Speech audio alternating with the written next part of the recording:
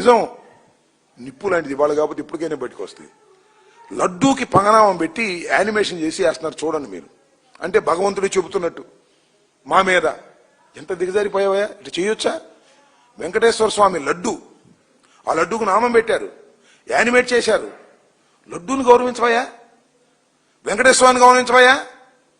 అసలు కుదరలేదు. కానీ వెంకటేశ్వర స్వామి మాట్లాడినట్టుగా పెట్టేస్తారు వీళ్ళు. వెంకటేశ్వర స్వామి ప్రత్యక్షమైనట్టు మాట్లాడి సుబ్బారెడ్డి దీనిలో నెయ్యిలో కల్తీ గెలిపాడు అని చెప్పిస్తాడు వెంకటేశ్వర స్వామి యానిమేషన్ చేసి. లేదు కరుణాకర్ రెడ్డి దీనిలో నెయ్యి గెలిపాడు, నెయ్యిలో పందిమాంసం కలిపాడు, నెయ్యిలో పంది కొవ్వు కలిపాడు అని వెంకటేశ్వర స్వామి యానిమేషన్ పిక్చర్ చేసిన ఆశ్చర్యపడే సంవత్సరం ఇది లోకేష్. అతనికి అద్దు అదుపు లేదు. అర్ధంతరంగా అధికారంలోకి వచ్చేశారు కదా, అద్దు అదుపు లేదు. వెంకటేశ్వర స్వామిని అడ్డం పెట్టుకుని ఈ రకమైన దారుణమైన కార్యక్రమాలు చేయటం సమంజసం కాదు, అర్థం చేసుకోమని కూడా ఈ సందర్భంగా మనవి చేస్తున్నా.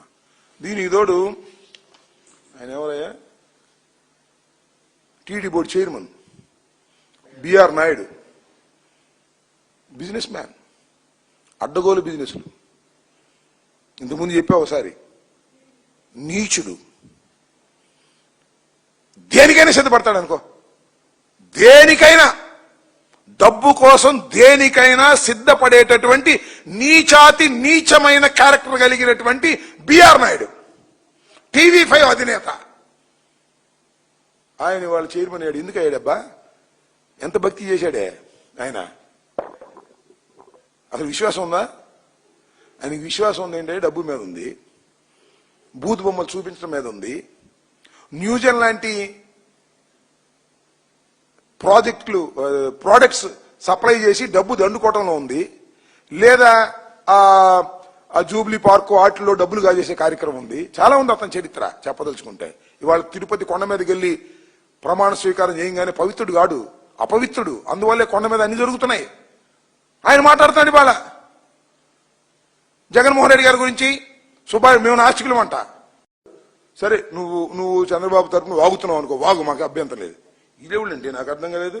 Shyamalarao is an IAS officer, civil servant. ఈయనెవరు? వెంకయ్య చౌదరి, ఈయన ఐఆర్ఎస్, ఈయన కూడా సివిల్ సర్వెంటే. మీకేం పోయేకాలం వచ్చిందండి? మీకేం పోయేకాలం వచ్చిందండి నాకు అర్థం కాదు. మీరు వైఎస్ఆర్ కాంగ్రెస్ పార్టీకి వ్యతిరేకులు కాదుగా? వ్యతిరేకులా? లేదంటే చంద్రబాబు నాయుడు పార్టీలో ఏమన్నా అయిపోయిందో జాగ్రత్తరా? Your civil servant, is also IRS. మీరు భగవంతుడి దగ్గర కాపలాగాయండి, ధర్మాన్ని మాట్లాడి నాటకంతో మీరు నడిపించేది. మిమ్మల్ని క్షమిస్తారా భగవంతుడు? మీరు పోయిన తర్వాత ఎట్టాగో భగవంతుడు మిమ్మల్ని క్షమించడు. మీరు ఉండగానే మేము చూసుకున్నాం మీ సంగతి ఏంటో. అంతేలికి వదిలిపెడతాం అనుకో మాకండి. ఈ ప్రభుత్వాలు శాశ్వతం కాదని కూడా మనవి చేస్తున్నా. దైవం దగ్గరుండి ఇంత అపచారానికి పాల్పడినటువంటి వెంకన్న చౌదరి గాని, శ్యామలరావు గారు గాని నేను మనవి చేస్తున్నా, మీరంటే గౌరవం ఉంది ఆఫీసర్గా. ఇంతగా కక్కుర్తిపడి చంద్రబాబు మోచేతి నీళ్లు తాగి మీ ఇష్టం వచ్చినట్టుగా రిపోర్టుల మీద మాట్లాడేటువంటి మాటలున్నాయే, అనుభవిస్తారు. గుర్తుపెట్టుకోమని మనం చేస్తున్నా. చంద్రబాబు శాశ్వతం కాదు, లోకేష్ శాశ్వతం కాదు, ఈ కూటమి ప్రభుత్వం శాశ్వతం కాదు. గుర్తుపెట్టుకోండి. ఆ వెంకటేశ్వర స్వామి ఈ కూటమి ప్రభుత్వాన్ని కూల్చిపారేస్తాడు. గుర్తుపెట్టుకోమని మనం చేస్తున్నా. గుండె రగిలి మాట్లాడుతున్నారు హిందూ ధర్మాన్ని తెలిసిన వాళ్ళు. పంది కొవ్వని, పశువుల కొవ్వని చెప్పి ప్రజలందరూ తినేశారని చెప్పేటటువంటి దుర్మార్గమైన ప్రచారాన్ని ఎవడు సహించడానికి సిద్ధంగా లేడు. నిజమైన హిందూ ధర్మాన్ని పాటించే వ్యక్తి మీ అంతం చూసేంత వరకు వదిలిపెట్టలేని మనం చేస్తున్నా. నిజంగా శ్రీ శ్రీ శ్రీ వెంకటేశ్వర స్వామి అత్యంత బలమైన వాడు, అద్భుత శక్తులు కలిగిన వాడు. ఆయన కను చూపుకు మీరు మాడి మషైపోవాల్సిందే. గుర్తుపెట్టుకోమని మనం చేస్తున్నా. లడ్డూ ప్రసాదంలో పంది కొవ్వు అంటావా? లడ్డూ ప్రసాదంలో పశువులు కొవ్వు అంటావా? ఏమీ దారుణం. అంతేకాదు ఇవందరూ తినేశారు భక్తులు అని చెప్తావా? ఎంత దుర్మార్గం అని నాకు అర్థం కాలేదు. మిమ్మల్ని వదిలిపెడతారా వెంకటేశ్వర స్వామి? మేము వదిలిపెడతావా అని అడుగుతా ఉన్నా. వెంకటేశ్వర స్వామి వదిలిపెట్టడు. వెంకన్న చౌదరి, శ్యామలరావు గారు మేము వదిలిపెట్టడం. గుర్తుపెట్టుకోండి. రోజులు ఒకే రకంగా ఉండవు.